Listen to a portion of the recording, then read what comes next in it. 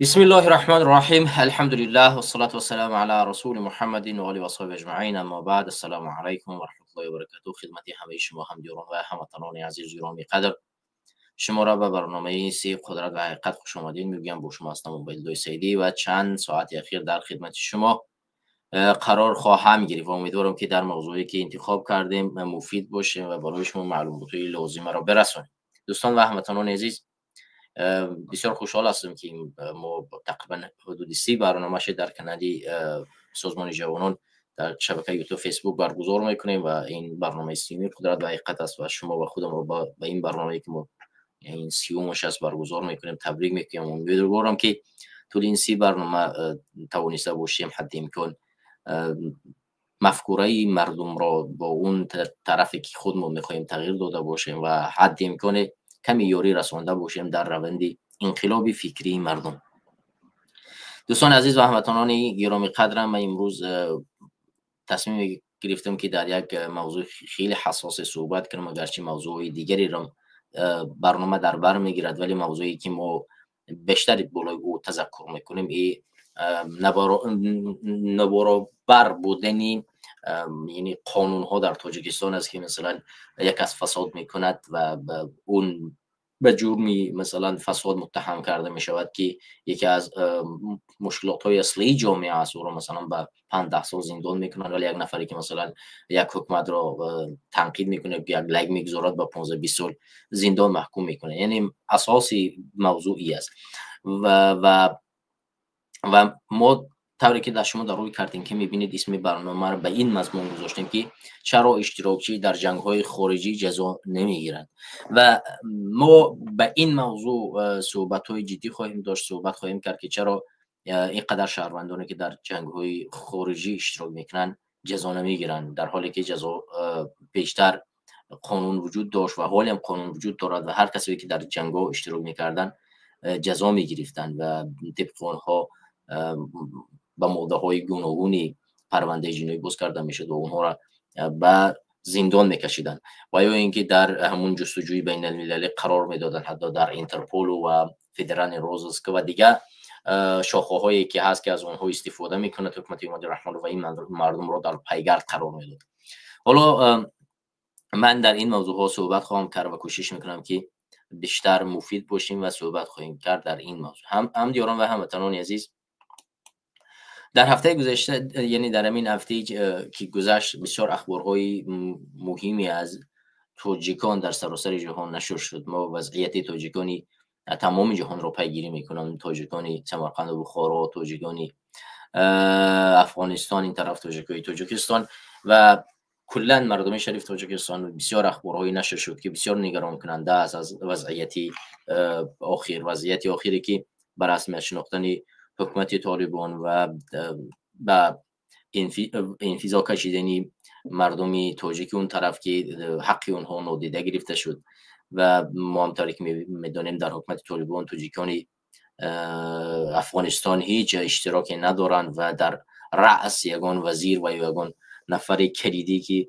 بتواند فکر بکتید اندیشه کند از حقوق تاجیکان افغانستان دفاع کند نداریم و این خودش یک افتضاح است و این بسیار به حالت سخت قرار گرفت، زیرا بعد از بررسمیت شناختن فدراسیون روسیه این وضعیت بسیار برای تاجیکان افغانستان فشار خواهد آورد و ما میدونیم که این وضعیت همچنان بالای حکومت دیکتاتوری امام رحمان فشار خواهد آورد که این دو قولگی که این حال دارد در ظاهر نشان میدهد که با حکومت طالبان همکاری نمی کند، ولی مشخص است که پشت پرده کارهای زیادی را انجام میدهد و این مجبور میسازد که این دخولگی این پشت پرده به ظاهر برآید و حکومت امام رحمان طالبان را به رسمیت بشناسد و اون حق حقوق و اون ارزش هایی که در اونجا تاجیکستان دارد اون از اونها بگذرد.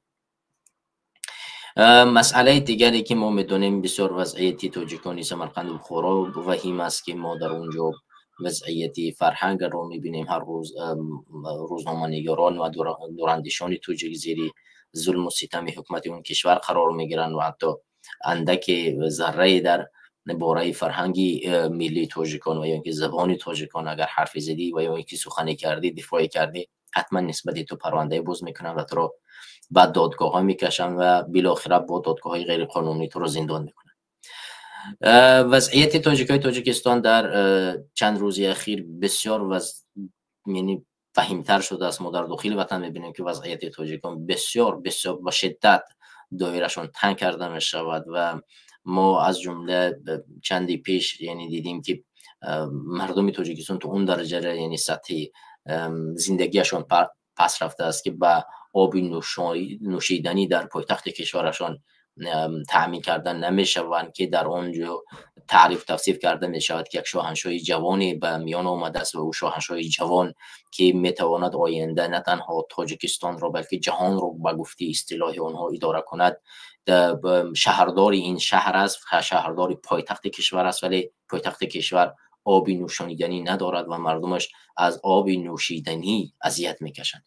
یعنی این فاجعه ها بسیار فاجعه های بزرگی است. حالا این مشکلات داخلی مردم تاجیک در سراسر کشورها بود که در اونجا ساکن هستند. علاوه بر این مشکلات های عمیق دیگری بر تاجیکان رخ داد که مخصوصا شهروندان جمهوری تاجیکستان در فدراسیون روسیه که بسیار فضا را تنگتر و تشدیدتر کرده است که ما در عکس هم گذاشتیم عکس رستم امالی را و از عکس ولادیمیر ولدین رئیس دومی دولتی فدراسیون روسیه را که حرفا و موضوعی را که اینها ذکر کردند و امروز تصمیم است در دومی دولتی فدراسیون روسیه موردی بررسی قرار بگیرد و او قبول کرده شود. اگر قانونی قبول کرده شود بازم وضعیت مهاجران مهنتی در فدراسیون روسیه و در قلمرو این کشور بسیار به وضعیت ناگوار قرار خواهند گرفت. بیاین این مطلب رو ما از همین سامانه به سمت شما میرسونیم و بعدا برمیگردیم به اون موضوع اصلی که ما گذاشتیم. دوستان و هموطنان عزیز، همونطور که من عین حال در روی اکران برای شما نشون میدیم این اخبار این همونطور که شما ببینید اخبار در سامانه رادیو آزادی نشر شده است و این مطلب از معلوماتی که در شاخه یعنی ساختار دولتی فدراسیون روسیه نشر شدگی است همون است. همونطور که شما ببینید در اینجا نوشته شده است که تشبث نوی ولادین از مهاجران برای پتنت پولی بیشتر گرفته می شود. در پارلمان روسیه طرح سند را بررسی میکنند که ظاهرا خراجات مهاجران کاری از جمله مهاجران تاجیک برای گرفتن پتنت را زیادتر میکنند. ولادیمیر ولدین رئیس دوم دولتی گفت که طرح سند مذکور روز 15 ایون در نشست وکیلان مردمی مورد بررسی قرار میگیرد. بر اساس آن مهاجران مجبور میشن که برای گرفتن پتنت و یا اجازه‌نامه کار در دراز کردن مهلت آن گرفتن نسخه پتنت و یا وارد کردن تغییرات به آن از 21 تا 42,000 روبل علاوگی پرداخت کنند. ولادیمیر ولدین افزوده است که طرح سند نو امکان میدهد که برای علاوه افزودن پول در بودجه دولت نظارت مهاجران سخت‌تر شود.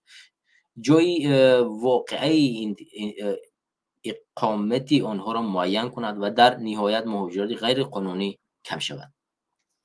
بر علاوه این همه پیشنهاد شده است که حجم بودجه دولتی برای ثبت نام خارجیان از جمله مهاجران کاری در جایزه دراز کرده مهلت اقامت آنها بالا برده شود. در یک سال اخیر دوم دولتی روسیه نه کمتر از 20 سند و قانون را قبول کرد که شرط و شرایط زندگی کاری مهاجران را داخل دارد و آن را محدود و یا سخت‌تر می‌کند. با قول حامیان حقوق پیوسته برداشتن این موضوع مهاجرت در دوم دولتی تلاش برای دور بردن افکار عمومی روسیه از مشکلات افزاینده داخلی و بحث و جنگ ویرانی در اوکراین است که جان سربازان جوانی زیادی را میگیرد. روسیه بزرگترین میزبان مهاجران تاجیک است و در آن بیشتر از 1 میلیون نفر از اهالی قابل کاری کشور کار و زندگی میکنند. دوستان و هموطنان عزیز، همونطور که شما دیدید واقعا با معلوماتی که این حال در اینجا رسیده است میتوانند گرفتن پتنت رو در تاجیکستان در حدود قلمرو روسیه برای مهاجران مهنتی سخت‌تر کنند و این نه تنها سخت‌تر کردن وضعیت مهاجران برای پتنت گرفتن بلکه میخوان تمامی ساختار را تحت نظارت بگیرن که مهاجری که از داخل تاجیکستان میآید نتواند آسودانه چکار کنه زندگی کند. مسئله آشکار میگه وقتی که پیشتر یک شهروند تاجیکستان از تاجیکستان به روسیه سفر میکرد و او در روسیه یگان پول خراجاتی نداشت و می اومد در نزد یک برادر و یک نزدیکش یک هفته دو هفته زندگی میکرد، کار میکرد، پول پیدا میکرد، بعد میره مثلا از پشت زندگیش میشد یک رجیستراسیون عادی میکرد و اون رجیستراسیون عادی هم در همه جا انجام داده نمیشد، فقط در جاهای دقیق. مثلا وقتی که بازار چرکیز بازار باز بود در تا سالهای 2007 مردم تا سال 2009 10 به نظر بود مردم می اومدن در اونجا حتی 7 8 سال بدون یگان اسناد زندگی میکردن و بعدا برمیگشتن به تاجیکستان، اونها را دیپارته هم نمیکردن و این مشکلات به میون نمی اومد و همین طریق هم در دیگر بزرگ‌ها هم این مسئله دیده میشد. ولی ما میبینیم که این سخت‌تر و سخت‌تر میکنن، هر روز شدت‌تر میکنن و پتن را سال 2014 بود 15 بود جوری کردن که وضعیت مهاجران مهنتی بسیار بسیار سخت‌تر شد و از یعنی بودجه کشورشان رو از مالی همین مهاجران مهنتی که در قلمرو فدراسیون روسیه زندگی میکنند از اینها چکار میکنن؟ پر میکنن و وضعیت کشورشان رو بهتر میکنن. از این طریق مهاجر مهنتی تاجیکستان میاد با این مردم شهر میسازد، خانه میسازد، زندگی میسازد و باز بر علاوه اینه که به اینها خانه میسازد، زندگی میسازد، کشورشان رو اقتصادش رو پیش میبرد، باز چیکار میکنن؟ پول او رو میکنن میگیرن و در صورت رفتن به تاجیکستان باز با او چیکار میکنن؟ آزار و اذیت میکنن. یعنی این وضعیت هر روز وخیم‌تر میشود. این در حالی است که من یادآور میشم که در همین سال جاری رستم اومری فرزندی امامعلی رحمانوف رئیس شهردار دوشنبه به همین یعنی رئیس مجلس ملی تاجیکستان هم است در مسکو با همین ولادین ملاقات داشت و در وضعیت مهاجران مهنتی صحبت داشت و گفته میشد که دیگر حالت مهاجران مهنتی تاجیکستان بهتر میشود بعد از دیداری به اصطلاح حکومتداران یا اینکه خود امامعلی رحمانوف دیگر شاهنشاه آینده تاجیکستان دیگر این گونه وضعیت بهتر میشود و هیچ کسی با این یعنی مهاجران ظلم نمیکند و دیگر قانون ها بهتر قبول کرده میشن. ولی میبینیم که وضعیت برعکس است و هر روز داره بدتر و بدتر میشه. این موضوع اول بود و من خیلی کوتاه در طول 10 تا 15 دقیقه صحبت کردم و من میخوام به موضوع دیگه که موضوع حساس ترینی که بسیار بالاش صحبت خواهیم کرد صحبت میکنیم. برمیگردیم و این موضوع رو انشاءالله جدی‌تر و مفصل در موضوعش صحبت میکنیم. حالا وضعیتی که من میخوام امروز بسیار بحث کنم، تحلیل کنم و به چالش بکشم این وضعیتی جنگ شهروندان تاجیکستان از طرف روسیه و یا اینکه از طرف اوکراین، یعنی اشتراک اونها در اونجا است که ما میبینیم که از هر دو طرف شهروندان تاجیکستان در جنگ اوکراین شرکت میکنند، چه از طرف اوکراین روسیه، چه از طرف روسیه در مقابل اوکراین اشتراک دارند و چه از طرف اوکراین در مقابل روسیه. ولی اغلبی اشخاص از طرف روسیه در مقابل اوکراین می جنگن و هر روز یک توبود تاجیکستانی و قلمرو تاجیکستان برده می شود و اینکه در حدود روسیه گرانیده می شود و در این جنگ جان باخته است. به بعضی از معلومات زیاده از 10,000 شهروندی تاجیکستان که 2 شهروندی دارن و یا اینکه 1 شهروندی دارن در این جنگ می جنگن، در این جنگ اشتراک دارن و تنها از طرف روسیه می جنگن و گفته می شود که زیاده از 1000 نفر اینها 1 شهروندی دارن، تنها شهروندی تاجیکستانن، ولی در این جنگ هر روز میروند چیکار میکنن؟ اشتراک میکنن و زندگی اونها هر روز سخت‌تر و سخت‌تر میشه. این وضعیت در حالی است که در تاجیکستان قانون وجود دارد که جنگ را در کشور خارجی ممنوع کرده است و هر کسی که در این جنگ‌ها اگر اشتراک میکند نسبت او پرونده جنایی باز میکنند و او را با تمام تلاش کوشش میکنند اول به وطن برگردانند و اگر که به وطن برگردانند در جستجوی بین المللی قرار بدهند. و همونطور که دیدیم شهروندان تاجیکستان که در عراق و سوریه و افغانستان و نمیفهم هر کشور دیگری به جنگ رفتن نسبت اونها پرونده جنایی باز کردن و اونها را در اینترپول قرار دادن. یکی از اون اشخاص ها نفری مهم و کلیدی حکومت تاجیکستان بود که بسیار معروف هم بود و او نفر تاجیکستان رو ترک کرد و به دولت سوریه رفت و در اونجا اعلام کرد که با اون ظلم هایی که در تاجیکستان کرده می شود و نمیگذارن مردم نماز و روزه و عبادت خود رو آزاد آشکار بکنن و او تاجیکستان رو ترک کرد، از وظیفه دست کشید و به قلمرو روسیه و در قلمرو سوریه برای جهاد آمده است. گلمراد حلیموف اسمش و اون نفر کلیدی و حتی با امامعلی رحمانوف هم عکس داشت و جایزه گرفته بود، از دست امامعلی رحمانوف توفه گرفته بود، ولی این رو ترک کرد و به سوریه رفت و در سوریه در صفی به اسم دولت اسلامی اشخاص گروهی که تشکیل شده بود با اونها پیوست و در مقابلی حالا هر کشوری بود در اونجا جنگید. نسبت اونها پرونده باز کردند و هر کسی که گفته میشه 10-12 نفر از حکومتداران و کسانی که در حکومت کار می‌کنند با همین شخص با اونجا رفتن. ما حتی دیدیم که آماری که نشر کردن نشان میداد که زیاده از 6000 نفر در همین جنگ‌ها از جنوب تاجیکستان رفته است و بالاخره سرنوشت اونها بیشترش کشته شدن، سرنوشت دیگری اونها معلوم نیست که در کجا و چه حالت قرار دارند. ولی نسبت همه اینها پرونده جنایی باز کرده شده در تاجیکستان، در قلمرو یعنی در پیگرد اونها را قرار دادن و از اینترپل حتی درخواست کردن که اونها را به تاجیکستان بازگردانند. حتی گلمراد حلیموف تا حال در لیست اینترپل قرار دارد و اگر که او به هر کجای سفر کند که میگویند در قید حیات هست حالا او دستگیر کرده میشد و به تاجیکستان برده میشه. ولی همین حالت در فدراسیون روسیه رخ داده است و شهروندان تاجیکستان به هر طریقی، چه از طریق فشار و چه از طریق خودسرانه و چه از هر طریقی برای مال باشد، حالا به هر طریقی که باشد در همین جنگ میروند اشتراک میکنند. ولی در تاجیکستان نسبت آنها پرونده جنایی باز نمیکنند مگر در روسیه یگان جنگ دیگری میگذرد که باید یکی جنگ خارجی نیست. ما مگر یکی از ولایت های فدراسیون روسیه هستیم که نسبت کسانی که در این جنگ اشتراک میکنن قانونگذاری زیر پا میشود و نسبت آنها پرونده جنایی باز کردن نمیشه.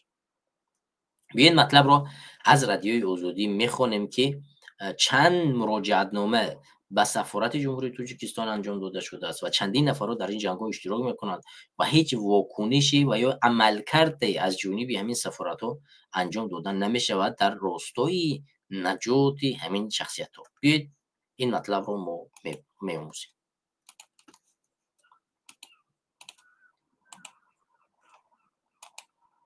خب مطلبی را که شما در روی اکران میبینید از رادیوی آزادی است در موضوعی که یک مرد توجیک پسرش را که در زندان محبوس است و اجبار میکنند که به جنگ برده شود شکایت میکنند. مرد توجیک در روسیه پسری محبوس هم را مجبور دارند به جنگ اوکراین رود. یک خانواده شهروند تاجیکستان در روسیه از آن نگران است که مقامات پسر زندانی آنها را مجبور دارد به جنگ در اوکراین بروند. پدر میگوید که پسر حبس شده اش را کارمندان زندان همراه با نمایندگان کمیسریات حربی در شهر بریانسک روسیه به زوری و فشار مجبور دارند خط رضایت رفتن به جنگ را امضا کند، ولی او راضیت نمیدهد. تلاش های خانواده برای دریافت کمک های حقوقی از سفارت تاجیکستان در مسکو نتیجه نداده است، هرچند قانون های تاجیکستان اشتراک در جنگ های خارجی را به شهروندان منع میکنند. تحت فشار مجبور دارند به جنگ روند. اینجا را شما دوستان خوب دقت بدید که این مطلب بسیار مطلبی مهم است. وقتی که میگویند که جنگ خارجی ممنوع است، تلاش‌های خانواده برای دریافت کمک‌های حقوقی از سفارت تاجیکستان، ببینید در مسکو از سفارت تاجیکستان در مسکو نتیجه نداده است، هرچند قانون‌های تاجیکستان اشتراک در جنگ‌های خارجی را به شهروندان منع می‌کند. این مطلب رو شما خوب دقت بدید. این مطلب همین طور نشر نشده است. انسان خون جگر میخورد وقتی پسرش را، فرزندش را، جگربندش را مجبور میکنند که برود برای خودکشی در یک جنگ اشتراک کند. او به نماینده خود، به کسی که از پول همینها در اونجا وظیفه دارد، یعنی به سفارت مراجعت میکند، ولی آنها چیکار میکنن؟ حرفی نمیزنن، کمک نمیکنن. هر معلوماتی رو براشون ارسال میکنی، عریضه مینویسی، شکایت میکنی، چیکار میکنن؟ نتیجه نمیدین و اونها دست به کار نمیشوند، چون برای آنها از بالا دستور شده است که هر کسی که در جنگ میرود شما دخالت نکنید. یعنی به این معنا که تاجیکستان یک از منطقه های روسیه است و با اجازت روسیه تاجیکستان هیچ کاری را انجام دادن نمیتواند.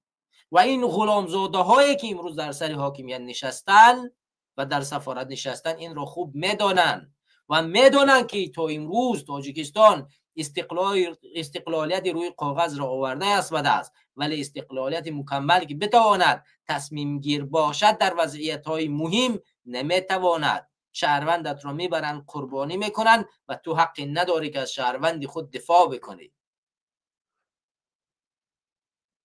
هزارها معلومات های پشت پرده میرسد که امروز شهروندان تاجیکستان را با بهانه های گوناگون پستوه میکنن به اصطلاح روسی، میبرن پشت پنجره و بعدا میان چیکارشون میکنن؟ بیایید شما برید در جنگ اشتراک کنید.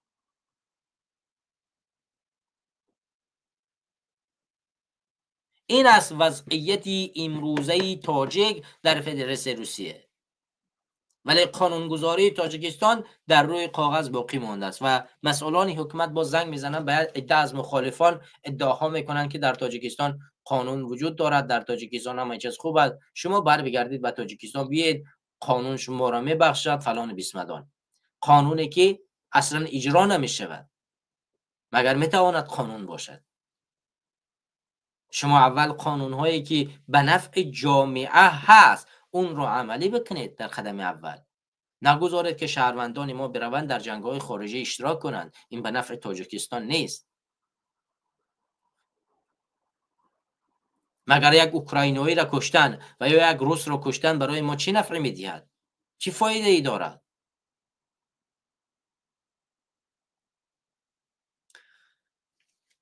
دوام مطلب را می‌خوانیم. تحت فشار مجبور دارند به جنگ رود. رادیوی آزادی نام پورای پدر و پسر زندانی او را در اختیار دارد و چون هر دوی آنها شهروند تاجیکستان در روسیه قرار دارند، با خاطر آسیب نرساندن به امنیت با سبب‌های صحبت به رادیوی آزادی اسمشان را نشر نمی‌کند.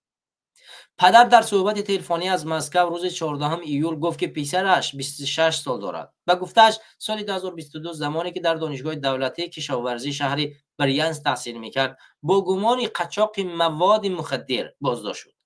پسرش را بعد به مدت 7 سال و 6 ماه زندان کردند. پدر گفت یک ماه پس پسر او و دیگر زندانی هایی که نمیخواهند به جنگ روند تحت فشار قرار دارند. ببینید وقتی که ما میگیم که به اصطلاح روسی پسته و ادامه دارد، این مطلب ها را شما خوب دقت کنید که اول میاین تو را یک سفیدی را میپرتاین در جیبت یا که در همون سونکه یا که کیفت و بعدا تو را چیکار میکنن؟ میبرن پشت پنجره زندان میکنن و بعد که زندان کردن میان تو را باز فشار میارن که باید به جنگ اوکراین بروید. معین است که پشت این پرده چی میایستد. تاجیک باید کی باشد؟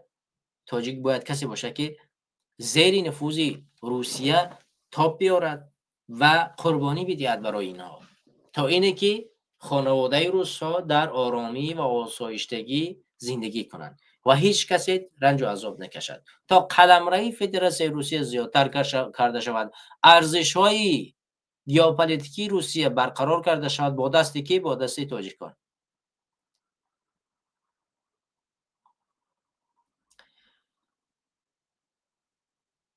از جمله او پدر گفت یک ماه می شود که کارکنان زندان و نماینده های کمیسیونیت حربی او را به وعده پول و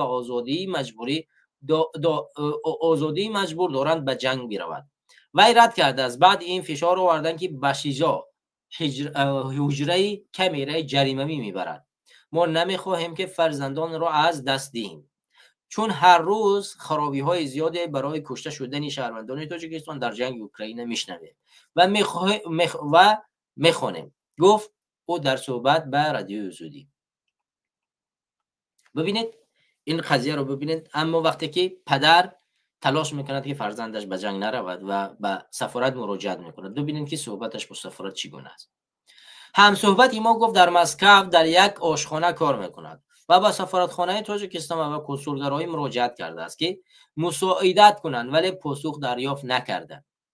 من و فرزندم شهروندی روسیه را نداریم، ولی مهاجرت ما با سفارتخانه و کنسولگرایی تاجیکستان در مسکو نتیجه نداد. ببینید من و فرزندم شهروند روسیه را نداریم، ولی مراجعت های ما با سفارتخانه و کنسولگرایی تاجیکستان در مسکو نتیجه نداد و مجبور شدیم به رادیوی آزادی مراجعت کنیم تا اینکه صدای ما را بشنوند، میگوید پدر جوانی زندانی. من میخواهم که مقامات تاجیکستان کمک کنند و فرزند من ادامه دوره جزایش را در زندان تاجیکستان سپری کند، میگوید همصحبتی ما. او باور دارد که انتقال پسرش به تاجیکستان میتواند جان او را از رفتن به جنگ پرقربانی روسیه در خاک اوکراین امین دارد. پدر جوان زندانی گفت به نقل پسرش در زندان بریانسک که فشار بیشتر بالای محبوسان تاجیک و ازبک است که برای رفتن به جنگ راضی شوند. ببینید فقط دو ملت را چیکار میکنن؟ فشار میارن. مهاجران تاجیک بی سرپناه و ازبک را. چرا؟ چون در همون ایورزدیس هست، چی نامش میگیرن، یک نهاد باز کرده از روسیه که در اونجا بلاروس و قزاقستان و قرقیزستان، یعنی چند کشور دیگر، 5 کشور، ارمنستان هم شاید باشد، شامل هستند و اونها آزادانه حق سفر رو بدون پتنت زندگی کردن و کار کردن رو در قلمرو روسیه دارند. چون تاجیکستان عضو این نیست، پس چیکار میکنند؟ مجبور میکنند که تاجیکای بیچاره بروند در این جنگ اشتراک کنند. ازبکای بیچاره که عضو این نیستن مجبور میکنند که برن در این جنگ اینها رو بکشن و کسی از حق اینا دفاع نمیکنه. آمار شرکت کنندگان و قربانیان تاجیکستان در جنگ اوکراین یگان کس نیست. آمار شرکت کردگان و قربانیان تاجیکستان جنگ اوکراین یکسان نیست.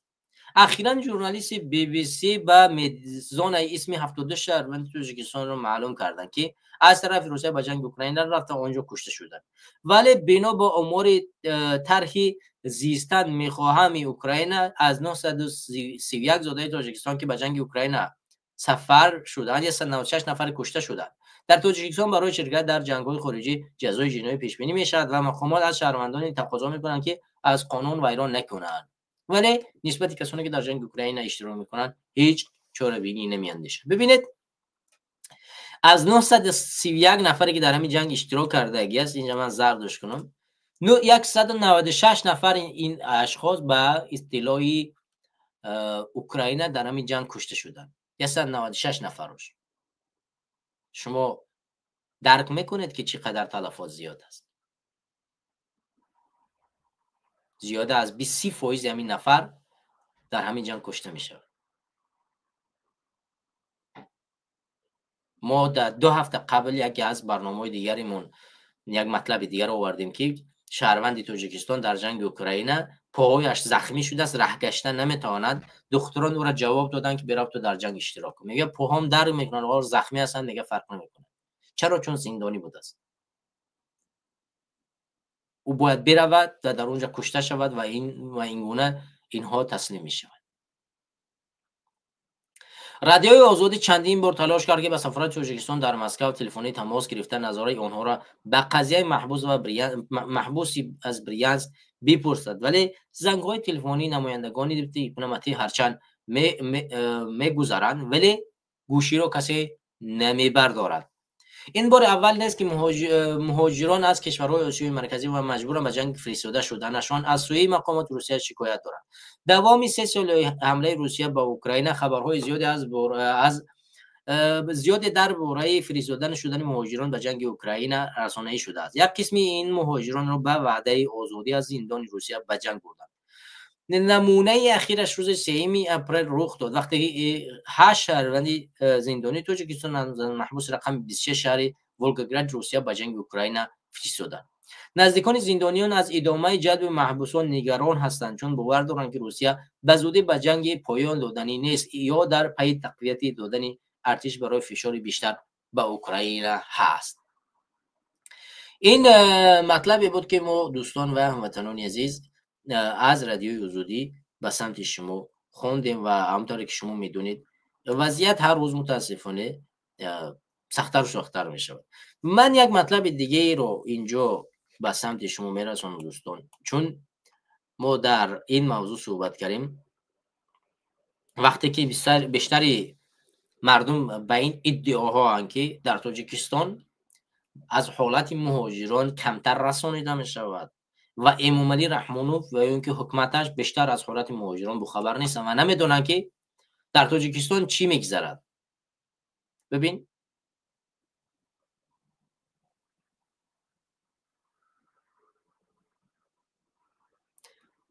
بیاید اینجا چند نکته رو ما از این مطلب ببینیم. یک نواری هست، من به سمت شما این نوار از صحبت‌های امامعلی رحمانوف میگذارم، شما ببینید چی میگوید. شرایط و زندگی مهاجرای مهنتی تاجر را در خارج کشور نقض بدانم. برای ما شما عیب نیست. نه اینکه مردها، زنهای تاجیک، بانوان تاجیک در مهاجرت هستند هزار. ما ننگ و ناموس داریم. من دیگر شدم مشکلات صدها نفر از حساب مهاجرات، صدها زیادتر اصلا ما جسد بیاریم از دیگر جا. اونایی که برای پیدا کردن رزق روزی برای فرزنداش، چون که ما را برای از بالا تا پایان فقط فکری میباشد نفسی بدی خود را داریم. همطور که شما دیدید دوستان و هموطنان عزیز، امامعلی رحمانوف خود اقرار میکند که ما از حالت مهاجران مهنتی باخبر هستیم و میدونیم که زن و مرد امروز در قلمرو روسیه رفته مهاجرت میکنن و کار زندگی میکنن. میگن ما ناموس مگر نداریم؟ من به خود شما حکومتدارا نمیدونم ولی ما ناموس داریم، اما در ناموس داشتن شما شک داریم. ما ناموس داریم از خودمان، ما دفاع میکنیم تا قدر توانایی خود از حقوق زنان، حقوق مهاجران مهنتی، ما ناموس داریم. ولی در ناموس داشتن حکومتدارای امروزه من شک میکنم آیا شما هم هموطنان بینندگان گرامی، آیا در ناموس داشتن همین خود امامعلی و هموطنان و حکومتداران، آیا شما مطمئن هستید که اینا ناموس داشته باشن؟ همین امامعلی رحمانوف با تمام پیروانش، کسانی که خود رو پیرو این میدونن و کسانی که در حکومت این کار میکنن، آیا شما به ناموس اینا اعتماد باوری دارید که ناموس داشته باشن؟ وقتی که صحبت از ناموس می رود باید این وضعیت رو ما ببینیم که و این گونه نمیشه پیش رفت. وضعیت رو هر روز شعار میکنید بدتر و بدتر میکنید. یک بار دیگه این قضیه صحبتوش دقیق گوش کنید، خوب یعنی دقیقاً اهمیت که چی میگوید. شخصا شرایط و زندگی مهاجرای مهنتی تاجر را در خارج کشور نقض بدانم. برای ما شما عیب نیست. میبینید دیگه من یعنی شما نقض همه میدونید شرایط زندگی مهاجران مهنتی رو در قلمرو دیگر کشورها یا قلمرو فدراسیون روسیه. برای ما و شما شرم نیست میگه؟ با حکومتداران خودش مراجعت داره، با خودش باید اینا گوش داد کنه. برای شما ننگ نیست که یک فرزندی توجیک امروز میرود در قلمرو روسیه در جنگ مجبور کرده میشه و کشته میشه و مرگ او را به پیش پدر مادرش میارن. و عیب ننگ است دیگر.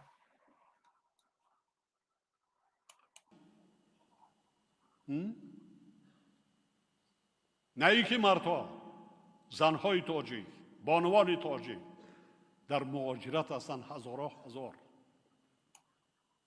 ما ننگ و ناموس داریم. هزارها میگن مردا را که یک طرف بگذار برم بکشن، مردا را شکر میکنی.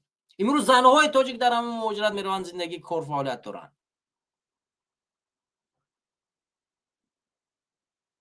همین حرفا رو دقیق گوش میکنیم. ما میگن ننگ و ناموس داریم، کجاست همون؟ من نمیدونم امامعلی رحمانوف که خودت ناموزداری نداری؟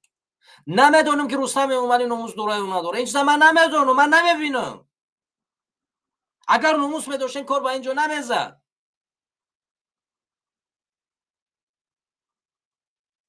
من ناموس شما در ناموس شما امروز من شک دارم که ناموس شما باشه یا نباشه. آخه من نمیبینم وقتی که مادر تاجیک امروز در فدراسیون روسیه زیر ضربه قرار میگیرد. ما دیدیم که چگونه یک خواهر محجبه ما را چگونه به شدت به ضربه زدن.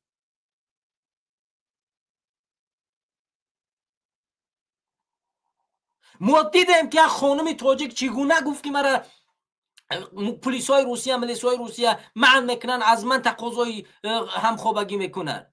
ما این رو دیدیم ولی ناموس شما را ندیدیم. آخر کجاست همون ناموس شما؟ به خودت بگو، به فرزندات بگو که مسئول اساسی این حکومتن، به اون حکومتدارایی که شما وظیفه شما به اونا نگو دیگر. اونا را شما وظیفه میتین. آخر کسی دیگر به اونا وظیفه نمیتین.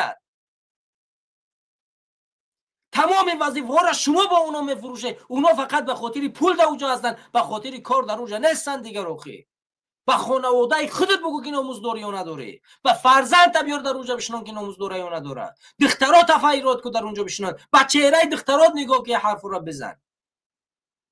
تو شاید وجدانت بیدار شود دیگر. آخه این گونه نمیشود پیش رفت. پدر از ناله فرزندش با سفارت زنگ میزند، گریه میکند، صدایش رو کسی نمیشنود و مراجعت میکنند به رادیو آزادی که من صدایم شاید به تاجیکستان برسد، فرزندی ما را از اینجا به تاجیکستان ببرند، در زندان تاجیکستان بشیند. وگرنه میبرند در جنگ اوکراین میکشند. همین 9 هفته گذشته و 2 هفته پیش تقریبا 10 نفر از زندانیان تاجیک رو به جنگ اوکراین بردن. وقتی شما میگید قانون اخی رعایت کنید، قانونی پدر نهالت اخی یک مخالف یک حرف میزند، یک جوال تاجیک یک لایک میزنند، میاوین میرید در خونش پیداش میکنید کو نسبت پرونده جنایی باز میکنید کو صدها هزار دلار میتید که او را ببرید کو برای از بین بردن عمرال قوت در استانبول چقدر پول دادید که او را به قتل برسونید. برای بردن عزت امون از فدراسیون روسیه چقدر پول مصرف کردید. برای احسان اودینیف چقدر پول دادید که او را در قلمرو روسیه ناپدید کنید، بدزدید ببرید. برای سهراب ظفر و نسیم جان شریفوف در ترکیه چقدر پول مبلغ مصرف کردید که اونها رو از اونجا بدزدید ببرید. چند مرتبه درخواست کردید که در قلمرو ترکیه اونها رو دستگیر کنند. آخه اونها را درکشون میآورید، نسبتشون پرونده باز میکنید، پول مصرف میکنید، خرج میکنید. آخه چرا برای یک فرزند تاجیکی که امروز در ذلت قرار دارد و برای جانش مبارزه میبرد شما تلاش نمیکنید؟ آخه ننگ و حیا و ناموس در اینجا باید برداشته شود، در اینجا باید دیده شود. هیچ کس ناموسی تو را در دیگر حالت نمیبیند. ناموسی تو در اینجا دیده میشود که تو ناموس داری یا نداری.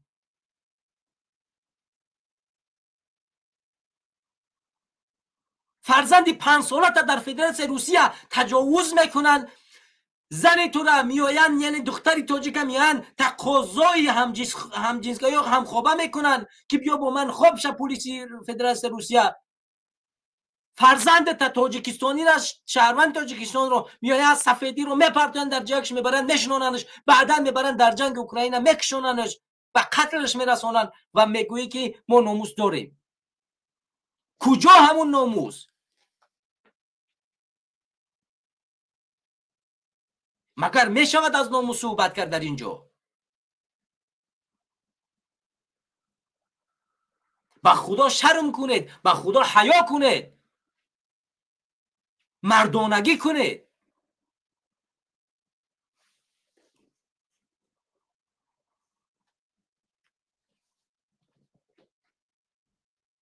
این گونه نمی شود پیشرفت، این گونه نمی شود مبارزه برد، این گونه نمی شود ملت ساخت، این گونه نمی شود دولت ساخت.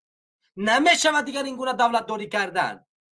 عصر 21 از معلومات میرسد، آخه جهان رو میبیند، تمام تاجیکان رو میبیند. آخه این عیب شرم حیا است دیگر. امروزه عصر 21 است، نمیشود چیزی را پنهان کرد. با صحبت‌های شیرین که ما ناموس داریم گفته با چشم مردم دیگر خاک پوشیده نمیشود. مردم میبینن میشنون دیگر. آخه نمیشود خاک پوشیده کرد. آخه نوارها موجود است، مردم میبینن، کور نیستن که دیگر.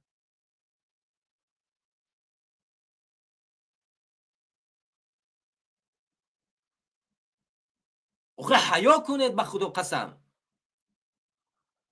اگر دلتون به دختران خودتون نمیسوزد، بماند کسانی میان که دلشون میسوزد آخه به فرزند این ملت. نه، معنای ناموس رو میفهمند، به تمام معنا، به تمام مفهومشون رو درک میکنند.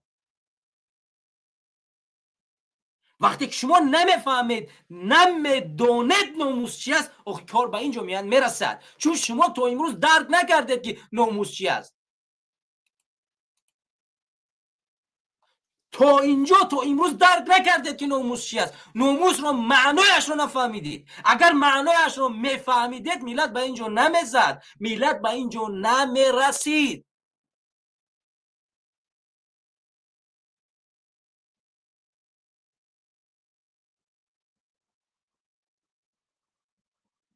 آخه خودتان ادعا میکنید که میفهمید، قانون برآوردید که باید در جنگ اشتراک نکنن. آخه رعایت کنید حد امکان.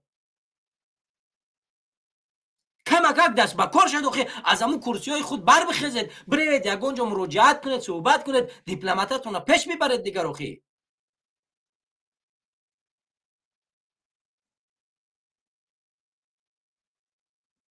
این گونه نمیشود پیشرفت کرد.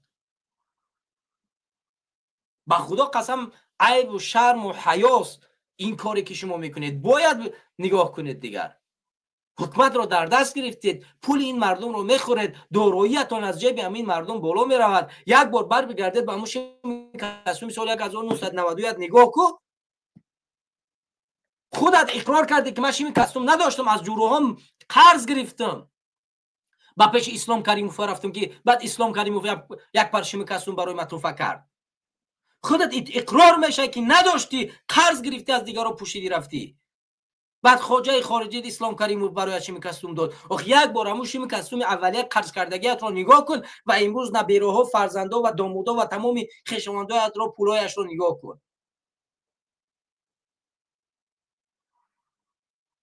آخه همه این دارایی تو از روی همین ملت است، از روی همین مردم است. آخر با خدا ننگو شرم و حیا کنید دیگر. تاجی، بانوان تاجی در مهاجرت هستن هزارها هزار. ما ننگ و ناموس داریم. من دیگر شدم مشکلات صدها نفر از حساب مهاجرات، صدها زیادتر. اصلا ما جسد بیاریم از دیگر جا. اونایی که برای پیدا کردن رزق روزی برای فرزنداش، چون که ما را برای از بالا تا پایان فقط فکری میباشد، نفسی بدی خود را داریم. خوب دقت بتین چه میگه اینجا خوب دقت بتین. اونایی که برای پیدا کردن رزق روزی برای فرزنداش،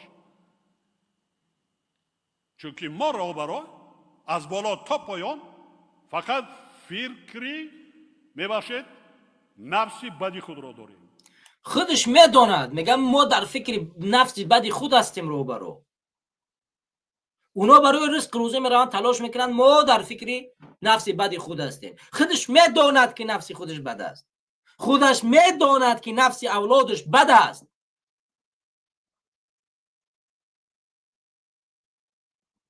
بازارهای مردم، تجارت مردم و تمام داروهای مردم را شما زدید گرفتید. امید 88 رو، شرکت‌هایش رو شما گرفتید. عمرال قوت شرکت‌هایش رو شما گرفتید. زید سعید فر شرکت‌هایش رو شما گرفتید. مالک بازار شهری نو اسمش رو یادم نیست، مالش رو شما گرفتید، برده زندان کرده تمام اینا را، یا که کشتید. کسی دیگر نکرده است دیگر.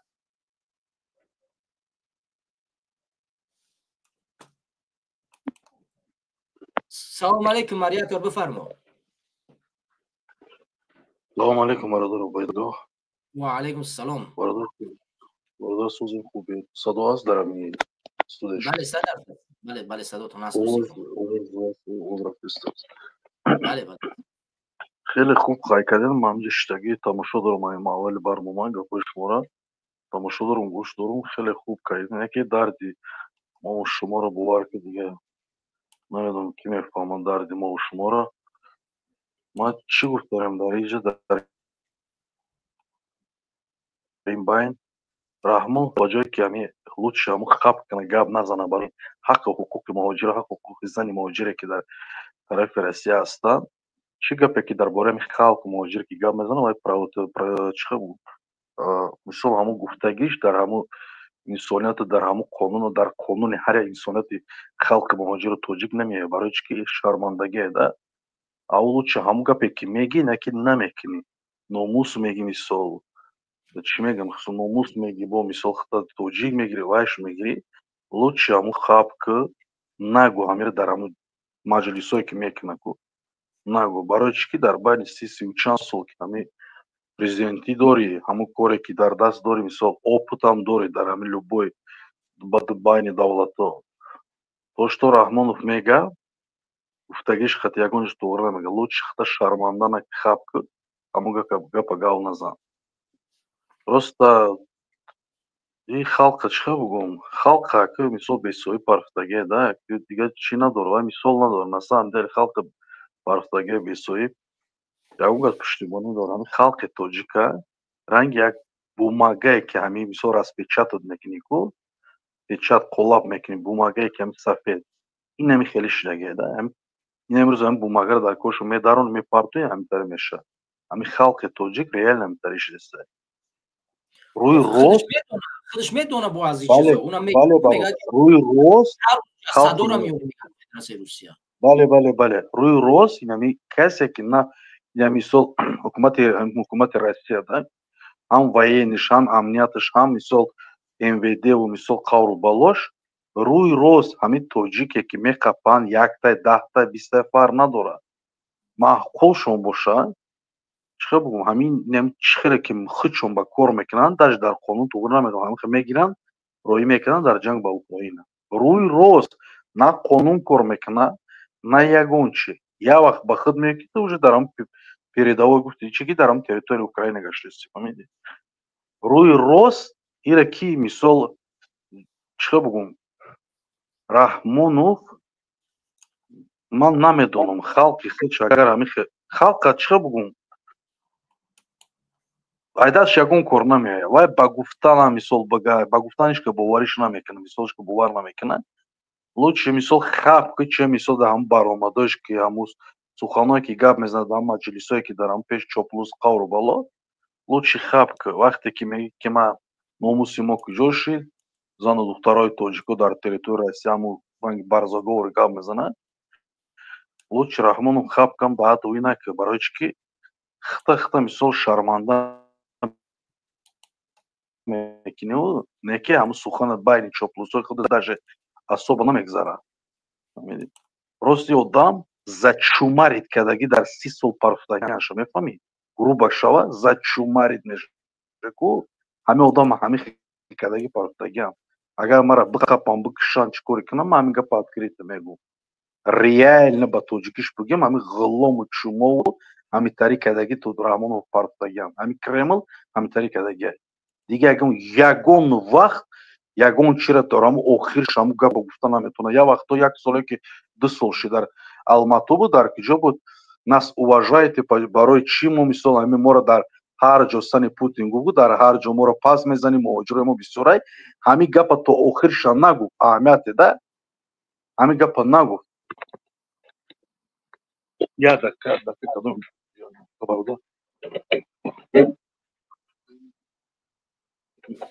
برای وای همین آدمه که ترسون شد همین شما کشی همین خیلی نیتوش وای Раҳмонов ظلمش این همین زورش با همین ملت خودش میرسه در همین 30 سال اهمیت Раҳмонов در یگان جو پشتیبانی ملت کردگی زدن در گرانیسه قرغیزستان چندین اویله و خونه رو در تپنی کردن قرغیزا کشتن خیست همون یگان وقت یگان چی نپادت کرد نه ҳамин 30 сол халқи тоҷик ғиллом кишта 300 чанд ҳазор киштагиан секретни ҳамин детал дар дасти ҳамин фсб Россия аст халқи тоҷик мурдагиай ай ҳамин муҳоҷири то фарқ касе бош студент каш набошад дар 30 чанд сол ягон сухан гуфт, ҳами серьёзно, да, мисол хеле не, ҳами сол серьёзно бояд одам мардак боре дохира бизана айрӯ, ҳами мисол халқи худаш, одамои худаш фарқ надорад. Мисол касе ки боша набоша сардавлати Тоҷикистон бояд ба қонуни ҷумҳурии Тоҷикистон мисол ҳама амал карда шавад. Раҳмонов фақат ба гап камтара гап мезанад, тамом ба тема ҳалиш меша, дига гапҳоро гап мезанад. Фақат зуруш дар миллати худаш мерасад, тамом. Лиш ба шумо чӣ хеле гуфтем ку садҳо мисол миллионҳо расход мекунанд, ай Турсия ва ай Европа, ай Россия қабида мегиранд, мебаранд. Лиш ба ҳамин миллата до такой степени кадагия ки либо ту ҳамин конкретно чоплус мешавӣ мерай, либо чӣ мешавӣ, да, короче, хаб мекунӣ, чоплус мешавӣ, либо короче ҳамин мухолиф мешавӣ. Раҳмонов ҳамин кадаси халқа ки ҳамин халқа бояд дар ин замин бизанад. либо дар Амрикои метарсӣ ки гап занӣ дар бораи Тоҷикистон. Дар Амрико боши гап занӣ, он бародар ҳамин хеле анака бестен гӯш кинед. Вақте ки ҳамин аҳамияте да, даже чоплусо дар Европа, Америка ҳамин хеле бисёре шидагиянд ку ман бисёр аҳамият мисол сайтҳои иҷтимоигӣ дорам ку Инстаграму, ТикТоку, мисол Фейсбуку, контакти дига ҳам иҷтимоӣ ки ҳастанд ку мисол асри 21 дар ҳама приложениҳо мисол ҳамтари бистанд. Яъне ҳамун чоплусо пайдо шудаганд дар дураи ҳамун Амрико ва ҳамун ҷода бо худшон мисол ай Россия бо гуфтааш мамеша, ай Европа, ай Тоҷикистон ва ё ҳамин хел мисол поколение бо ҳамун одамое ки сайтҳои иҷтимоие ки доранд, блогери, ҳофизу, рақосаву қавру балош, ҳамин мисол подписчик дорам ку ҳамаш ҳамин ёшо ҷавонон, духтаро ёшо мисол ёшое ки ҷавонон ҳастанд, ҳамивора мисол бо пешвои миллат реклама ҳар ҳафта ҳар як чоплуси блогере ки дар сайтҳои иҷтимоишон Раҳмонов агар як бор налеса, як бор мисол чоплусӣ накунад, ӯ ҳафтаи ва ё нестай. Имрӯз мисол ҳамун рӯзе ки ҳамун чоплусое ки блогерӣ ҳастанд, рӯзшон мисол рӯзшон нестай, фаҳмидӣ? Любой хел ҳамин кора кардастанд ки лиш ба ҳамин миллата и так миллата беобрӯ карданд, нол шид, мисол рафт.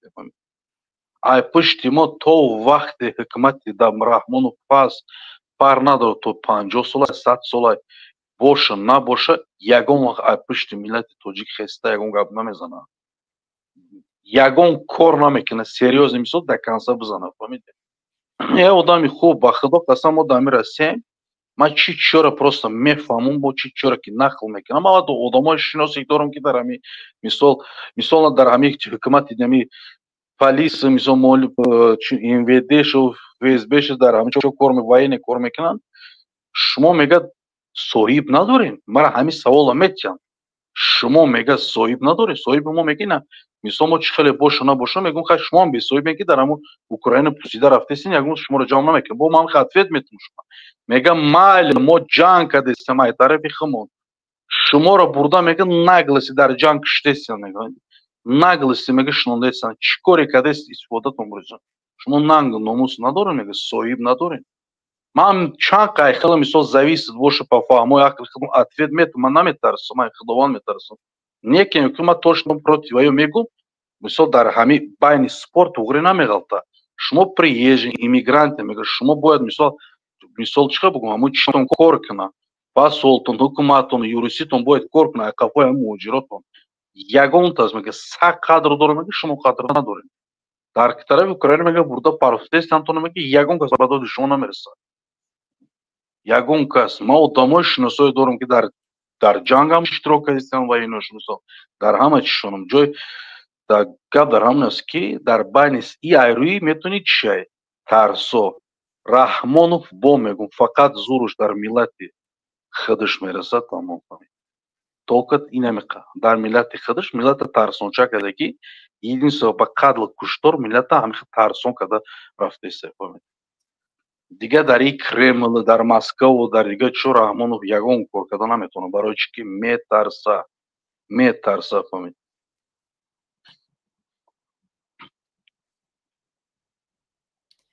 Зиндаву саломат бошӣ бародар. تشکر از پیوستن در برنامه. امیدوارم که انشالله در برنامه بعدی هم بدونیم پیوستن صحبت کنیم. نه ما اگر برنامه‌تون دوام بگیره انشالله ما در همین یک اینجا که برنامه‌تون میستیم مثلا گوش میکنیم تماشا میکنیم. به نظر من اخیرا یک مطلب دیگر از ذکر میکنم، فکر کنم خارج میشم چون یک چند کار دیگه داریم و فردا صبح شاید بر وقتتر مهمان داشته باشیم. بچه‌ها از گرمانی میان باید بریم خرید پرید انشالله.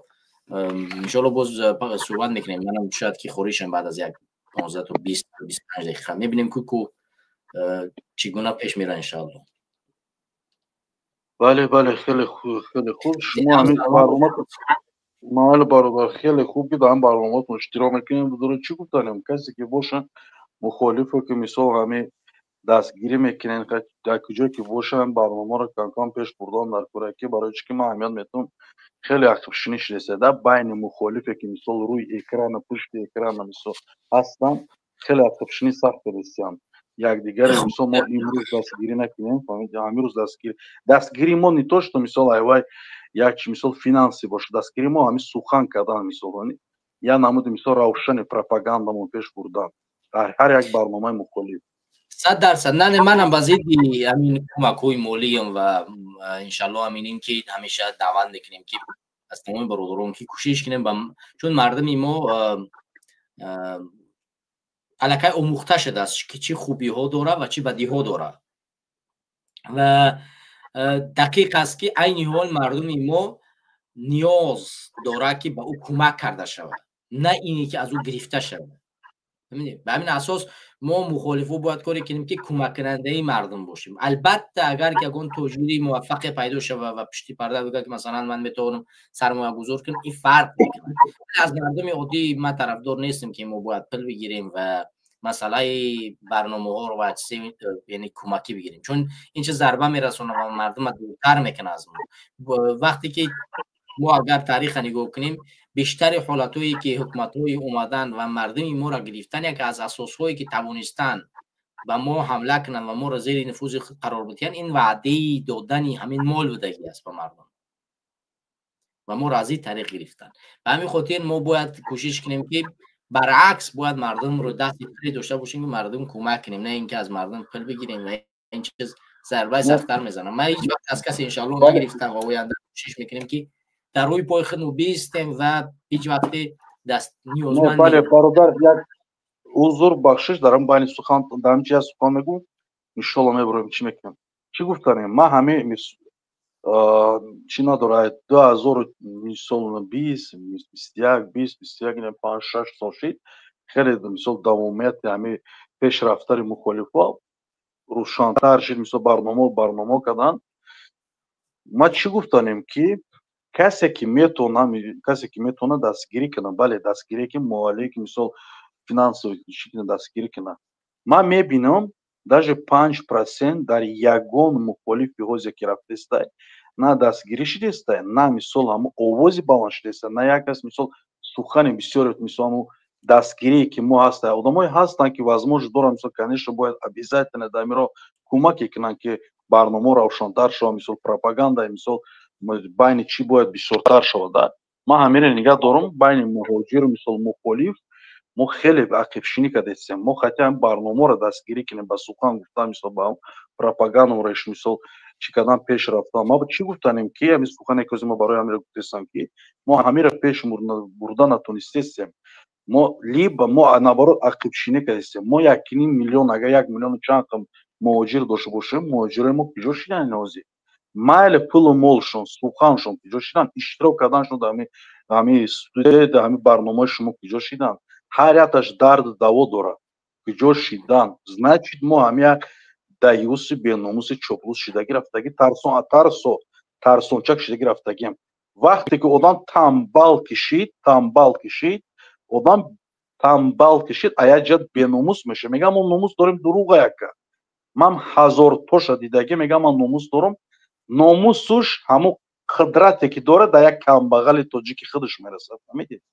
دیگه در یگان ملت یگان سخن گفتن نمیتونه تاجیکی ما یک رنگ یک نمودی پرداش فرشی شده رنگ لیتسیمر شده 50%ش نمیتاری شده 50%ش ترسو میگرده فهمیدید ای کجا دیگه ما یک کس مثال то охир ҳам давом мекунем. Мо мегем, бале аймо гуфтан аст.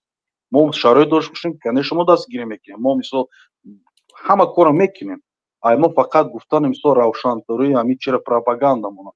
ҳамин ки ма дар барнома мегӯм ки ҳо бародаро дар ҷое ки боше пушти экран биё мо ҳамин барномае ки пеш барем ба гуфтан мисол мо бояд камда машинаш пропаганда дошта бошем ки барнома рӯшантар шо мисол дивизиони барнома мисол дар ҳар як сайтҳо дига хел шавад. ҳамира мо натонистем тем более кӯмак карда фаҳмидӣ.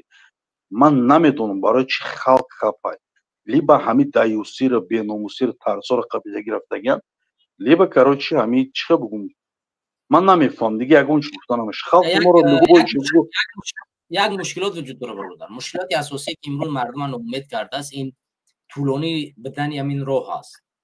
албатта ира дарк карда мешавад, вале боядам сахт будан ва мушкил будани ин роҳ ҳам эҳсос кард ки ин роҳ ҳамин гуна нест ки масалан ба содагӣ барои як ҳукумат аз байн бебарӣ ва бигирӣ. вале мардум ин чиза дигар намуд эҳсос мекунанд, фикр мекунанд ки на ин ҳамин имрӯз бояд хистем, ҳамин фардо ҳукумат бояд набоша. вале ин гуна буда наметавонад. бояд мардум комил иттиҳод шавад ва ин мардума озурда кард ва мардума кам ба тарафи яъни хомӯшӣ буд ки роҳ тӯлонитар кашид. вале ба ҳар ҳол мо ноумед намешавем ва бояд миллат ноумед нашавад ва як рӯзи иншоалло наздик мешавад ки ҳеҷ золими тӯлонӣ набудааст ва комили амр набудааст ва ҳатман сарнагун аст ва сарнагун хоҳад шуд. бале хеле хуб шумо гуфтед ки мо ҳеҷ вақт мисол ҳамин бояд ноумед набошем. да ноумед иншоалло вақт саъат меша халқ мефаҳм якҷо мешавад. мо ҳамин иншоалло ноумеда гуфтан бигирем халқ кай ҷамъ мешавад, халқ кай бедор мешавад. халқ наоборот ақиб рафтаиста. аҳамияте ягон барномае ки ӯзам паседа ки чанд барномае дорем на дастгирие даже дастгирӣ ки мо ҳамин свободно бурем ай пушти экран чор сухане ки гап занем фаҳмидӣ. мо ҳамира гуфта наметонем. ай куҷо дига мо як ҷавоне ки як мардаке ки миллати тоҷики фарқ надорад дар тоҷикистон таваллуд шига касе боша набоша ай куҷо дига вай мебарояд як сухан гап бизанем мисол як тарси шояд байн мебарад. барои чӣ ки халқи мо бо ма як гап ҳамин гап дубор шид повторка истанд ки 50% беномусу тарсо шуда гирифтаган 50% мисол ҳамин чиқа бугум ранги чоплу шуда гирифтаган дин намуд шудагай дин намуд чоплуса ты худа ранги лицемер бояд бифаҳм. чоплуса доверяд накӣ по жизнь.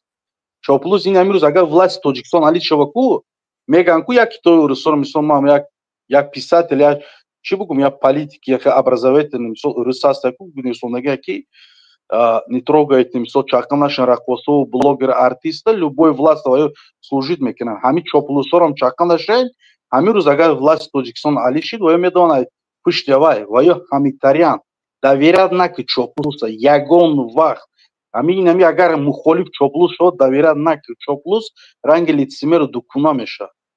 любое время алиш мекунад характерши дига хел мешавад. просто система ҳамин рафтаиста байни ҳамин чоплусу байни чӣ раҳмонов халқа бо гуфтаиста ҳам чоплус каистай ҳам тарсондистай ҳамин намуди халқи мо даже ай америка рафта паспорти американси доранд дар ҳамуҷо оилавӣ чоплусӣ кардистанд. ман лично одамое медонам ки дар ҳамуҷо чоплусӣ кардистанд. мо дар тарафи территорияи россия ҳастем валлои қасам аввалаш худованд дуюмаш ки ҷони ман дар дасти парвардигор аст.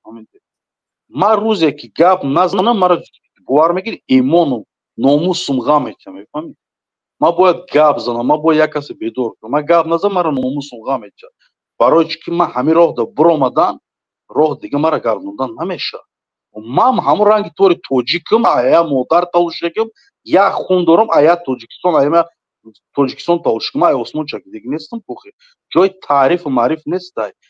ҳар як одам обязан дар пеши худованд дар пеши мисол наврази ояндаи ҷавонон бояд худша нишон дода шавад ки чӣ кор кард дар оянда мисол дар ҳамон ояндаи миллат ба чӣ кор кард. мисол ҳар яктаи мо ҳазорҳо духтари тоҷик мебаранд дар аэропорту дар дига ҷо рақсу бозӣ медоранд.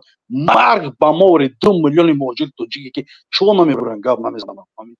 дар куҷо шид номуси тоҷикитон чуво мама ба худо қасам ку ман тамошо мекунам бовар ку ман дига номусум намебарам.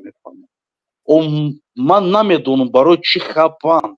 ما گفتستان که برای گاب زنیم گاب زدن که پروپاگاندا که روشن‌تر میشه هم مثال گاب زدن هم برنامه‌تون همه چیز با یک از دیگه میبودونه که در برنامه 10,000 مهاجر اشتراک کرد فرق توجیک مهاجر فرق نداره او دیگوش زاوخ چی میده دیگوش چی میده چی نداره мотиватор میده میداره با پیش درآمد گاب زدن میگیره فهمیدی گاب در اودیتور پروپاگاندا مویا گاب در وای نیست که مثال شما گفتین انشالله که چی میشه نه انشالله که میشه ما حضرت محمد صلی الله علیه و سلام انشالله که دعا میکرد جنگ بریده میگیره و آدم دعا کرد نه که با ما شپید کالا پوز بانداش کرد فهمیدی هوای رنگو حضرت محمد که دعا نمیشه دعا کردی برو باند جنگ بزن بشکن گاب در همه که ما مسلمان میگیره خمونا ای همه شکلی میفهمیدی در سредней азии ай همه чему ай همه последние میفهم در همه سیستم последним در همه سال چیزی ما последним ما نخود در такой системе بی‌ناموسیم بریم و ما پاگان ما میمورم هممون میره فرق نداره 50 تا 100 تا میره آدم باید با ناموس مثلا باید با ناموس باشه با ناموس همی کم درک چیکار بگم همی ترسا داشت باشه خداوند که خدای ما ایمان دارم ما باید گپ زنم 10,000 در برنامه شما اشتراک کنه و 10,000 دیگر در یک ساعت آدم کو بیدار میکنه میفهمی میبینه که برنامه که باید مثلا برادر باید 10,000 اشتراک است 10,000 آدم دیگر мотиватор میده کو میدارن اشتراک میکنه فهمیدی انا این که باید پروپاگاندا پیش رود اینی گفتا ان شاء الله او دو قتی نمیشه والله بالله 30 سال دعا کردیم چی خداوند دید که دعا کردی همه میگه به ناموس دایوس شده که دعای شما رو قبول نمیکنه دایوس چوپلوس به ناموس دعاش قبول نمیکنه единство حرکت کرده پروپاگاندا رو پیش بردن نکنه ما شب و روز دعای نماز خوندیم چی شد هیچ دید که به ناموس شدیم خواب کردیم ترجیم گشتیم فهمیدی و خداوند ترسه رو چیره دعاش نمیگیره یادم خو ما این حقیقتی پیش رفتن نمیتونیم خیلی رفتن ما باید пропаганда мона современный مثل системе که политически внутренне аптеста международный مثل пропаганда پیش میبره любой چرا فهمیدی любой هم برنامه و چرا هوای پیش میبره ما عقبشونی بزنیم تو دیگه ما پیش رفتن صدا است بله من اخیراً نگاه کردم چون من اولی برنامه به نظرم دیگه میکروفون استفاده میکنم من نمیدونم برادر ناموسی کجا شد ناموسی مرد کجا شد ناموسی خالق کجا شد ناموسی این تاجیکستان ایما اوتنست تاجیکستان یک جوانی 10 ساله تو یک مرد که 80 ساله 90 ساله فهمیدی هر یک تایما ответственность داریم در پیش نوروز جوان آینده ملت چی ما باید بی‌ناموس باشیم توجیکستان موضوع تو اون درجه سطحش زندگیش پایان رفته است که در یک سال فقط در یک ولایت خطرونده 66 نفر دست به خودکشی زده که تنها در یک ولایت ولی دیگه ولایتش حساب نکرد یعنی نگاه ما زندگیمون قدر ما رو آورده تنگ کرده است که با جای اینه که بریم از حق حقوق خودمون طلب بکنیم دست به خودکشی میزنیم خب دیگه میکشه میریم دیگه تمام تا درک میکنی که در ملت مسلمان 66 نفر فقط در یک ولایتش دست به خودکشی بزنن پس ظلم که ایروی ظلمی میشه ایروی همین تانسکو بگم ایروی جخیدن ملت میشه ملت همین یا نمود خراب کرده جخیده پوشتست ملت از любой چیز در سرش میزنه مجبوره خلق کم بغل بره در او پارتوی در алو پارتوی دور بکشه یا زهر بخره که نوچو برو همین دنیا مثل جونش برو میدی اون نانگ ناموسی ما کجا شد ای میخیزیم ای ما میخیزیم که مثل یک بخیزیم یا جا یک بخاطی همین سخان منو بگیم و همین سخان منو گفتیم 10-20 هزار یا جای شدیم мотиватор уже یا 5-3 روز باز 50-40 هزار 60 هزار میشه فهمیدی мотиватор пропаганда پیش بردن سر میشه نه چی ما просто خلق به حد به ناموس شده گرفته این ترچه با اوسو بسته همین حکومت بگو короче همین یا چی بگو ابراهیم رحمانو تا اون پامپرسا بزن درم کافوش уже давно ترک دیگه میفهم آدم و ما باید نخود در такой степени ما هم که اکتیو شدیم و ما میرم همه میرم جون در دست خداوند یک کاری که در پیش خداوند پگاه میسونم گپ زده بتونه که مرا ایمان و نه غم میده که ما باور میکنم روزای میشه ما فکر میکنم ما تو کایا توشونی میکنم ما در یوروپا نیست ما در تریتوریا سفید ما را ممکن که یکم بکاپن یکم بز کازیول میسوز دعوت کنه بکاپن پر نه که ما فکر میکنیم که ما در راه چیکار کردیم در کوم причем я корпим саду фикр мекунем ки мо чикор карда шо мисол одамон мисол мо пострадат накунем просто мо бо гуфтам байни мухолифо единствия чи мондагия ки бояд якҷо шудан дар гор тогда мотиватори халқа метавонем байни мухолифо якҷо шава халқ мехезад халқ рӯз то рӯз дар барнома пайдо шудан мегирад муҳоҷир халқ валло ҳамин кор мешавад барои чи ки акбшинӣ кардесин шумо муҳоҷиро дига уже برآمده رفتستم پشت اکران پیش اکران درک میان میرسن که این بدون این کاری امکانیت در آینده یک مشکل любой اشتباهی که میکنه در همین راه مخالفی مخالف خود شه میدونی برای چی وقتی که یک دیگریتون مثلا بین خودتون برنامه‌تون سخنرانی نمیکنین دوام نمیتین مثلا یک دیگریتون پروپاگاندا خودتون مثلا پیش نبردن نمیتونه مهاجر شما دونشون چی نیست میبرین میروانی این وقتی همیشه دیگه بین خودتون اگر برنامه کنین گرمتر شود کو باور که در هر یک برنامه هم مخالفات نه کم 15 20 هزار آدم در اشتراک میکنن 5 6 تا هم مخالفایی که مثلا دیستریکتن مثلا چیکار بگم با کالورن یک جای برنامه کنن نگاه که با چند قدر چیزا چی میشه پیدا میشه فهمید завис аввал ай шумоя дар ин роҳ гирифтӣ бояд чӣ ки халқ мисол бедор шуд байни хитон мисол якҷоя набоша гу муҳоҷир дига чи ай дур мешавед шумо и ошибка хитона шумо бояд поправлят кунед бародар аз агар чӣ накунем мо хеле зиёд суҳбат кардем манам гуфтам ку бояд бибурам эфир як мавзӯи охир дорам иншоалло сухан кунам ва кӯшиш кунам узр бародар агар мисол мефаҳмам ки вақти шумо камай узр бародар خیلی خوب که در برنامه اشتراک هستیم کسی که باشم باید تبشین نکنم تشکر از اشتراک بسیار خوشحالم که انشالله اشتراک میکنین چند برنامه‌اش اشتراک میکنین بله بله برادر انشالله دیگه برنامه اشتراک میکنم پانوتون با خدا انشالله دیگه برنامه داشته میکنیم زنده و سلامت باش خدا نگهدار برادر خب دوستان گرامی هموطنان عزیز و گرامی قدرم و من همطوری گفتم در چند موضوع صحبت میکنم و قضای دادگاهی فقط مونده است که موضوع اخیری که من بسیار کوتاه گفتم میگذارم و دیگر تحلیل نمیکنم در این وسط در همین چند روز اخیر ببخشید الحمدلله ببخشید در چند روز اخیر اخبارها راجع به رکتور دانشگاه دولتی خوجند بسیار سر صدا بلند میکرد ولی امروز نشر شد که او را به 7 سال زندان محکوم کردند و او در فساد مالی متهم کرده میشد.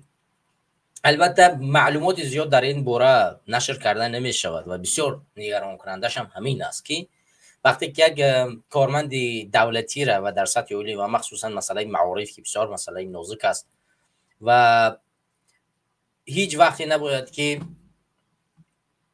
نباید که چی باشه وضعیت اون درجه باشه که کسی در ساحه معارف بیاد از کسی دیگری پول بگیرد از کسی دیگری مال بگیرد و فساد کند. فساد بسیار مسئله بعد از در یک سطح دولت داری و یک جامعه را به نابودی میرسونه و برای همین بسیار مهم است که ما جامعه این چیز در نظر بگیریم و اهمیت بدیم که چرا کسی که به فساد مالی متهم کرده می شود آشکار کرده نمی شود با مخصوصا دولت دار و کسی که در حکومت کار میکند در فضای مجازی و در تمام رسانه ها باید نشر کرده بشود تا که برای دیگر دولت مردم درس عبرت باشد که دیگر فساد را آشکار نکنند جاری نکنند. اگر واقعا چنین باشد اگر چنین نباشد باید قضیه معین کرده شود. بیاید مطلب را از تلویزیون ازدا تیوی به سمت شما برسونیم. همطور که شما در روی اکران خود میبینید این یک استاد دانشگاه یعنی سابق رکتور دانشگاه دولتی خوجند به 7 سال زندان محکوم شد. خب دادگاه ولایت سوخت ایوب عثمانزاده رکتور سابق دانشگاه دولتی خوجند را با اتهام رشوت ستانی به 7 سال زندان محکوم کرد. با اطلاع منبع دادگاه ایوب عثمانزاده که استاد فن تاریخ بوده در گرفتن رشوت در حجم زیاد گناهکار دانسته شد. مقامات میگوید که پرونده این پروفسور 53 ساله پس از یک تحقیقات جدی و جمع آوری دلایل بررسی گردید حکم نهایی صادر شده است. پیش از این همسر ایوب عثمانزاده بر رسانه‌ها گفته بود که در حق شوهرش بدی شده است و او این اتهام را به اساس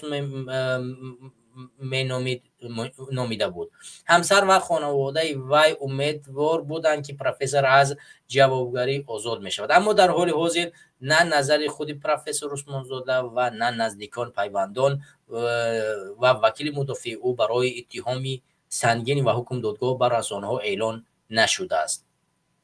دادگاه شهر خوجند این حکمی خود علیه سابق رکتور دانشگاه دولتی خوجند پروفسور عثمانزاده را روز 26 ایون صادر کرده است، اما تا کنون جزئیات این پرونده به صورت رسمی به واسطه اخبار عامه شرح نشده است. گفتنی است که پروفسور ایوب زاده سال 2022 با قرار و امضای پرزیدنت کشور عمری رحمان به حیث رکتور دانشگاه دولتی خوجند به نام اکادمیک بوجون غفورов تعیین شده بود، ولی ماه می سال 2025 از این مقام برکنار گردید و سپس بعد از چند روز خبری بازداشت او رسانه‌ای شد. بر اساس آمار رسمی در تاجیکستان وزارت ماورای و علم و نهادهای زیرتابع آن که از ساحه‌های گسترش یافته فساد اداری و اخلاقی به حساب می رود که در آنها رشوت دادن و رشوت ستانیدن خیلی زیاد است. حکومت و دیگر مقامات تاجیکستان هم خوب میدانند که ریشه‌های اساسی گسترش این همه فسادها اداری و اخلاقی در مکتب دانشگاه اگر نخست معاش کم و اقتصاد ضعیف باشد و قدم دوم وجود ردهای زیادی نظارتی ساحه مالی برخی کارمندان مقامات کارهای داخلی امنیتی و دیگر مقامات و تامین آنها نیز می باشد. حالا دوستان گرامی و هموطنان عزیز گرامی قدرم، اون طوری که شما میدونید مسئله رشوت بسیار یک مسئله نازک است در هر جامعه‌ای که نباشه و اگر که همین پروفسور عثمانزاده واقعا اگر گناه داشته باشد باید به جامعه آشکار کرده شود، زیرا فسادکار نه تنها با قرار یک دادگاه بوده باید زندان کرده شود، فسادکار باید تا اون درجه ای را در جامعه نشان داده شود که دیگه هیچ انسان دست به چنین فساد نزند. در بعض از قانون‌های دینی میتونن دست فسادکار را ببرند و در بعض قانون‌های میدونن در میدان اونها را در میدان مثلا با مانند اسماعیل سامینی میبرن که در میدان همون شهر یک جزای عمومی میتین که مردم درس عبرت بگیرن از فسادکاران، چون کسانی که مال این مردم و این ثروت این مردم را میدوزن باید چنین جزا داده شود که هیچ وقت کسی چنین جرأت نکند که فساد بگیرد و مال بگیرد، مال مردم رو بدزدد و باید هم چنین باشد اگر واقعا یک کس فساد کرد، ولی در صورت پنهان بدن چنین یک قضیه، یعنی یک کس اتهام میکنن، اتهام وارد کردن و بردن زندان کردن برای مردم قانع کننده نیست. اینجا بازی های پشت پرده‌ای وجود دارد و این شاید استاد دانشگاه پروفسور با کسی خوش نیامده است و یا حرفش با کسی خوش نیامده است و به هر بهانه بردن پشت پرده زندانش کردن و کسی هیچ معلوماتی را نمیداند و اگر قضیه غیر ای باشه این مطلب ها رو بیاین نشر کنند و به جامعه برسانند که عثمانزاده چه گناه کرده است. ببخشید اسمش عثمانزاده بود، بله عثمانزاده، ایوب عثمانزاده. به همین اساس ما طرفدار زندان کردن فسادکاران هستیم و باید هم چنین باشد، ولی باید کسی زندان کرده شود که گناهی او اثبات کرده می شود و به جامعه نشان داده می شود و مخصوصا حکومتدارا نباید پشت پرده باشد. وقتی که دادگاه حکم را اعلان کرد دیگر هیچ چیزی رمزی نیست، دیگر او را باید آشکار کرد، دیگر حکومتداران درس عبرت باید بگیرند. ولی اینجا من سر این قضیه زیاد در صحبت نمی کنم، ولی مهمترین چیز در اینجا چیست؟ نقطه از همه مهم، عثمانزاده ایوب پروفسور بگذار اگر یک گناهکار و یک فاسد باشد، بگذار یک مجرم باشد، اگر چنین باشد او را با 7 سال زندان کردن خیانت به همین ملت است. اگر چنین باشد چرا سهراب ظفر به 30 سال محکوم زندان شود، به 30 سال زندان محکوم شود؟ چرا بزرگمیر یاروف به 3 سال زندان محکوم شد؟ چرا زید سعید به 3 سال زندان محکوم شد؟ اونو در شوخهای دولتی کار میکردن. اونها سیر اسرار دولتی رو فروختن. چرا محمد علی حییتف معاون حزب نهضت اسلامی تاجیکستان یعنی به عمر برباد زندان کرده شود؟ چرا سید عمر حسینی عمر برباد زندان کرده شود؟ چرا راهبر سازمان جوانان برای تاجیکستان که در یگان شاخه دولتی هیچ وقت کار نکرده بود به 17.5 سال زندان محکوم کرده شود؟ چرا نسیم جان شریپوف به 20 سال زندان محکوم کرده شود؟ ولی یک فسادکار در سطح دولتداری به 7 سال زندان. اینجا از کدام برابر حقوقی و رأی درست دادگاهی یا عدالت دادگاهی میشه صحبت کرد؟ فسادکار گناهش بالاتر از هر جرم دیگه ای است. او خیانت به این ملت، خیانت به وظیفه، خیانت به همین دولت کرده است.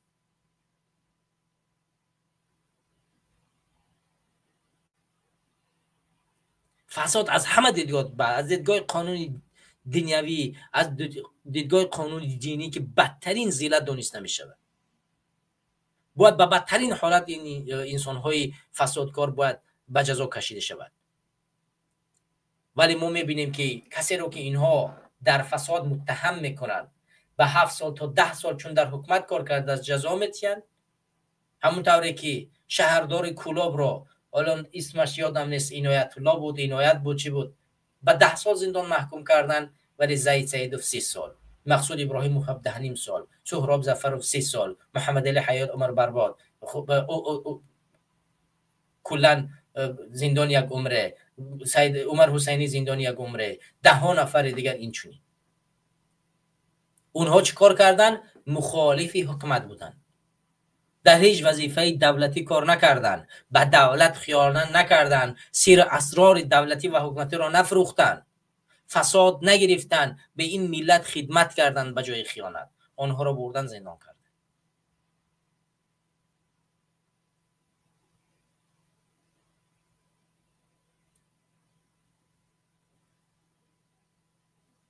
برای همین دوستان و هموطنان عزیز، ما باید بدانیم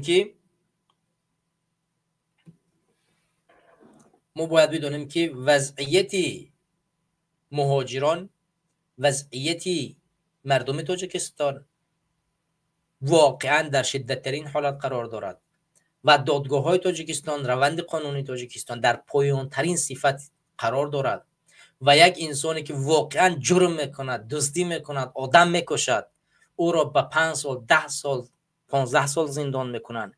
و کسی که میخواهد خدمتگار این ملت باشد، برای این ملت و این کشور خدمت کند، حرف درست بزند، این ملت را برای درست هدایت کند، او را به 30 سال زندان، به زندانی یک عمره و به زندانهای سالهای طولانی چکار میکنند؟ محکوم میکنند. یعنی این نشان میدهد که ما امروزه متاسفانه در پسترین حالت و در پسترین ذلت، در پسترین وقتی فضایی که امروز در تاجیکستان ساخته است قرار داریم و بایدن برای بهتر ساختن این وضعیت بر بخیزیم و اون انقلاب مردمی و دگرگونی رو به جامعه بر بیاریم. و اگر انقلاب مردمی رو به میان بر نیاریم و مطمئن باشید که فضا بدتر و بدتر می شود و هر روز به خانواده شما یک ظلم و ستم این خانواده غاصب می رسد. اگر امروز نرسید فردا می رسد، اگر فردا نرسید پس فردا می رسد. اگر به تو نرسید به فرزندت می رسد، اگر به فرزندت نرسید به نبیره‌ات می رسد. مطمئن باش به نبیره‌ات نرسید به برادرت می رسد، به تقایت می رسد، به عمکت می رسد. همین گونه به اولاد تو این ظلم خانواده غاصب می رسد و هیچ گونه گریزی از چنین یک ظلم هیچ خانواده و هیچ اولادی در تاجیکستان نخواهد داشت. مطمئن باشید. پس برای یک انقلاب مردمی، برای بیدار شدن و برای دیگرگون ساختن این جامعه باید بر بخیزیم، باید لبیک بکنیم، بر بخیزیم و آینده تاجیکستان را به دست خود بگیریم و مبارزه را در تمام حالت و فعالانه باید مبارزه را پیش ببریم که هیچ گونه سری راه ما را، هیچ کسی سری راه ما را گرفتن نتواند و هیچ حالتی سری راه ما را گرفتن نتواند. دعا میکنه که پروردگار همه ما و شما را برای درست و برای که پروردگار برای ما گفته است به اون هدایت بفرماید و به اون مشرف بگرداند. پروردگار در تاجیکستان عدالت را برقرار کند. پروردگار مظلومین تاجیکستان را پیروز بگرداند و این غربت و این دوری و این ذلت و این فشارهایی که در بالای ملت ما هست و در دوری است از اینها را نجات بدهد و به سر بلند و به آبادی به وطن برگرداند. پروردگار ما همه مهاجران را حفظ بکند. پروردگار از دست هر گونه ظالمی در خارج کشور امین نگه بدارد. پروردگار مهاجران مهنتی تاجیک در فدراسیون روسیه از جمله در فدراسیون روسیه را در پناه و حفظ خودش نگه بدارد که اونها بسیار در حالت سنگین قرار دارند.